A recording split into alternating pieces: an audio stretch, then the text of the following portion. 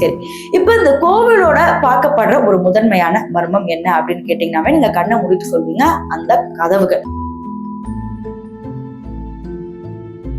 2011க்கு முன்னாடி பத்மநாப சுவாமி கோவில் எல்லா பெருமாள் கோவில் மாதிரி ஒரு நார்மலான கோவிலா தான் பார்க்கப்பட்டுச்சு. ஆனா 2011க்கு அப்புறம் சுப்ரீம் கோர்ட் ஆர்டர் வந்ததுக்கு அப்புறம் கதவுகள்லாம் திறக்கலாம் அப்படிங்கிற மாதிரி ஒரு பெரிய பிரச்சனை உருவாகிடுச்சு. அதன் பிறகு திருவனந்தபுரத்துல இருந்த பல மக்கள் என்ன சொன்னாங்கன்னா, தயவு செஞ்சு கதவை திறக்காதீங்க, நீங்க கதவை திறந்தீங்கன்னா இந்தியாவுக்கு பேரழிவு ஏற்படும், இந்த திருவனந்தபுரமே அழிஞ்சு போயிடும், உங்களோட சந்தோஷத்துக்காக உங்களோட பணத்தாசைக்காக கோவிலை சூறையாடாதீங்க அப்படிங்கிற போட்ட பல விஷயங்கள், போராட்டம் என்னென்னமோ நடந்துச்சு. அந்த கோவிலை பாதுகாத்துட்டு இருந்த ராஜ குடும்பமும் என்ன சொன்னாங்கன்னா, கதவை திறக்காதீங்க, இது பேரழிவு ஏற்படும் அப்படிங்கிற மாதிரி நிறைய வார்னிங் சைன்ஸ் கொடுத்துட்டே இருந்தாங்க. ஆனா கவர்மெண்ட் எதையுமே காதுல வாங்கிக்கவே இல்லை. ஸோ 6 கதவு இருந்திருக்கு.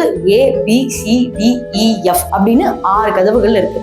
ஃபர்ஸ்ட் ஏ கதவை திறந்தா ட்ரில்லியன்ஸ் ஆஃப் மணி, நீங்க பொதுவாகவே மில்லியன் பில்லியன் கேள்விப்பட்டிருப்பீங்க, ட்ரில்லியன்னா கிட்டத்தட்ட 1 லட்சம் கோடி மதிப்புள்ள நகை, வைடூரியம், வைரம் போன்ற பல விஷயங்கள் கிடைச்சிருக்கு. 3